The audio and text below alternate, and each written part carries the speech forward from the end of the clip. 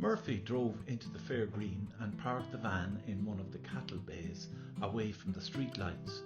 Brady sat half-turned beside him in the passenger seat, rubbing Border White's snout. Murphy's greyhound lay on a bed of straw, with his 2 ears pitching and dropping, his senses alert. The dog whined as though impatient to get to the track. He wanted to run the circuit and unlock his pent-up energy. There now, that's the good dog," Brady whispered. "He's looking good tonight, Brady," Murphy said. "He'll take some beating. Well in at this class, and by far the fastest sprint times." "Sure the odds will be mangy then, not worth a bet," Brady sighed. "Do you think I don't know that?" said Murphy. "I've it all worked out, and this time no mistakes, Brady." "No, boss, definitely not," Brady muttered. Murphy took a small sharp stone and placed it against the dog's front lower leg. He wrapped a bandage tightly around the stone, pressing it against the dog's skin. "That should do it, Brady. Walk him around there and I'll have a look at him." "He's limping badly, Mr. Murphy. Do you not think it's too bad, huh?" "A limp is a limp," said Murphy crossly. "What's the difference, good or bad?" "Feck it, Brady. Maybe I should give him a crutch." Murphy's fat body convulsed with laughter. "Sorry, Mr. Murphy," said Brady sheepishly. "Now, Brady," said Murphy, recovering himself and adopting a serious tone, "we'll go over this once more. I can't be seen in the dog track because they might smell a rat." "A rat? How do you mean a rat, boss?" "Oh, come on, Brady. Use your head. A turf accountant owning a dog that's entered in a race tonight and trying to bet on it? Even you can work that one out," Murphy sneered. "Now listen," continued Murphy. "You go up there and check the prices for the race. Go from bookie to bookie, giving them plenty of time to see the dog hobbling." "Then what, Mr. Murphy?" "The odds of the dog to win will be greater," said Murphy with an exasperated sigh. "Better the odds, more money for the punter." This last was accompanied by Murphy vigorously rubbing his hands. He then put his arm around Brady's shoulder. He whispered conspiratorially into his ear, "I'm giving you my wallet. £250 in there." Brady's mouth opened. He could feel his jaw going slack. 5 bookies along the rails," Murphy continued. 5 bookies, so £50 bet with each of them. "50, said Brady, his eyes widening. "Are you sure?" Murphy poked his index finger into Brady's collarbone. "Just get it done, Brady," he said. "Now off with you." "That's fine, boss," he said. "Job done." Brady walked up College Road with the Border White limping behind him.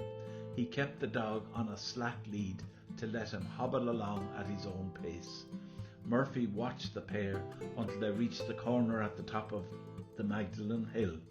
The back door of his van opened suddenly and then banged shut again. "What the hell?" cried Murphy. He fumbled with his own door to get out, and as he did, he was confronted by a hooded figure dressed in black and wearing gloves. The passenger door opened and another hooded person appeared. Before Murphy could react, a knife pierced his left side. Then another stabbing movement opened a gaping wound in his chest. "Gotcha, you bastard," said Noel. Murphy's eyes rolled in his head. It was all over in an instant. "Lord have mercy on his soul," Billy said, withdrawing his knife. "May he rest in peace," said Brown. "Jesus, he's bleeding like a little pig. It's just spurting out all over the passenger seat," said Billy. "Concentrate," said Noel. "Leave the knife on the seat and close the door gently." "Right," said Billy. Noel threw his knife on the floor in front of the passenger seat. "Why are we leaving the knives?" asked Billy. "Just dotting the I's," said Noel. "We're wearing gloves, no fingerprints. But when Brady sits on the knife..." "Ah," said Billy. "He'll pick it up." "Exactly," said Noel. "He will land centre stage as the number 1 suspect." "Couldn't be up to you," said Billy. "Smart thinking." Brown rolled out a tarpaulin cover. They rolled Murphy's body onto it and wrapped it up. They carried it to the back of Noel's tractor and threw it up onto the trailer. "That's part one done, lad," said Noel, brushing specks of dust off his clothes. "Part two tomorrow evening, the burial in the bog." Brady walked in through the owner's and trainer's gate. As instructed, he paraded Border White up and down in front of the bookies' pitches. Once he was sure that the bookies had a good opportunity to see the dog limping, he headed back down towards the kennels. Everything went according to Murphy's plan. One of the bookies shouted across to the others, "That's the favourite gone in the fourth race, lads. Did you see the gimp on him? He's banjaxed." As if by magic, the board prices immediately changed. Border White moved from favouritism to 6-1. In the kennels, Brady removed the bandage and pebble from the dog's leg. He gave him a little walkabout to ensure his readiness. Once the third race was over, he passed the dog to the stall handler. He then made his way back to the bookies. 50 win number 3, Brady said to the first bookie on the rail. 6-1 Border White, the bookie responded. Brady went down along the line, making a similar bet with each bookie. Then he made his way up to the stand to watch the race. Border White broke well from the traps and led from the start, leaving the rest of the field struggling in his wake. Brady was the only person in the stand cheering him home amidst the groans and sighs of the other punters. There were no queues in front of the bookies as Brady collected the spoils of the win. It was starting to rain as Brady walked back down Magdalen Hill. He pulled the collar up on his trench coat. He had £1,750 in Murphy's wallet, bulging in his inside pocket. For a moment he thought of himself as a special agent on a mission with his dog by his side. When he got to the van, he opened the back door and lifted the dog in. Barely concealing his excitement, he shouted, "We did it, Mr. Murphy! By God, we did it!" There was no reply. He went around to the front door, opened it, and sat into the passenger seat. He felt something hard under him. In the darkness, he searched around until his fingers wrapped around cold steel. He withdrew the knife, which he could barely see in the darkness. "What the hell?" he exclaimed as he threw it on the floor. "Where have you gone, Murphy?" he wondered aloud. "That was a stupid thing to do. Could have caused real damage." His thoughts were greeted with silence. Then he heard the sound of music coming from O'Reilly's pub. "No doubt he started celebrating already," Brady said to himself. He decided to begin his search in the bar. As he stepped into the lobby, before going through to the main bar area, he noticed a large red stain on his coat. "What the hell?" he said. Realization began to dawn. Blood, knife, Murphy missing. The last piece of the jigsaw in his mind was fingerprints. The colour drained from his face. "Holy shit," he said. He hurried back out the door and ran across the car park of St. Patrick's Church to get back to the van. He could not control the tremble that had shaken his entire body. He was sweating, yet he felt that his skin was wrapped in a cold, clammy shroud of dampness. The following morning, as the abattoir workers made their way across the fair green, they heard the barking and yelping of the dog. When they got nearer to the van, they could hear the sound of scraping and whining. "That's Murphy's van," one of them said. "He must have left his dog there all night." He looked in the window. "Sweet Jesus," he whispered. He turned and shouted, "One of you, get the guards quick. Something bad has happened here." Brady tossed and turned all night. He was just about to drift off into a light sleep when a heavy, persistent rat-tat-tat sounded through the hall and into his bedroom. Sitting up, his first instinct was to run. He had slept in his clothes, so a quick exit out the bathroom window could lead him into the alley beside his flat. But then what? Where would he go? The rat-tat-tat continued. "I've done nothing wrong," he said out loud. "I've done nothing wrong at all." In his bare feet he made his way to the front door. I'm coming, he shouted.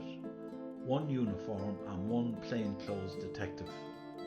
"Mr. Brady, Mr. Brendan Brady?" the detective asked as soon as the door opened. "That's me," replied Brady. "I'm Detective O'Connor. This is Garda DC. Can we come in?" "Is there a problem, guards?" Brady asked. "Just a few questions," replied O'Connor. With a shrug of his shoulders, Brady stood back and the two men entered into the front room. O'Connor noticed some staining on the back of Brady's trousers as he walked past. "Can you account for your movements last night?" he asked. "I was at the dogs. Then I came home," he replied. "Did you see Murphy the bookie?" O'Connor asked. "Why are you asking?" "Let us ask the questions," said Garda DC. He moved towards Brady in a threatening manner. The detective intervened. Now, no need for that," he said. "We're only inquiring into Murphy's whereabouts." "Why are you asking me?" asked Brady. "We believe you were the last person to have seen him." The detective moved around the whole time, taking in the scene of dirt and squalor in Brady's flat. Dishes piled up in the sink, not washed for weeks. There was a stale smell in the room, emanating from the kitchen. The sooner he got out of here, the better for his health, he thought. "He wasn't with me at the dogs," Brady said. "We know that, but you had his dog up at the track." "I did." Brady's eyes darted around, trying to fix upon something in the room. He wanted to look anywhere except at the detective. He also wanted to avoid any proximity to the guard, who stared belligerently at him the whole time. "I had the dog, yes, and I brought him back to Murphy's van after the race, but there was no sign of Murphy." "What did you do then? Did you look for him?" asked the detective. "No, I put the dog in the back of the van. I gave him a drink of water and then I came home." Brady could feel his face reddening. "You saw nothing suspicious?" continued the detective. "No, nothing." "Can I see the coat you wore at the dogs last night?" "For what?" "No, you can't." "Feck you," Brady said. Garda DC stepped closer. O'Connor put out a restraining hand. "Mr. Brady," he said in a stern voice, "I'm now asking you to accompany me to Eglinton Street Garda Station, where we will continue this interview." "Am I under arrest?" Brady asked. "At this time, no," came the reply. "I'm asking you to come voluntarily." "Can I finish dressing?" Brady asked, pointing to his socks. "Yes, and Brady," said the detective. "What?" said Brady. "Wear your trench coat like a good man." "Feck you, O'Connor. I don't know anything about a knife or the blood. I've no idea where Murphy is." "I never mentioned anything about a knife," O'Connor said quietly. "Nor did I say anything about blood, Mr. Brady." "Shite. I want a solicitor. I want one now." "Eglinton Street first, Mr. Brady." "But I didn't do anything," Brady pleaded. "You have to believe me." "Take him away, guard," said the detective. "As you invited us in, I don't need a search warrant to mosey around your place for a while. I think I'll make a cup of tea and stay a little longer." The thought of having tea in Brady's kitchen made his stomach turn.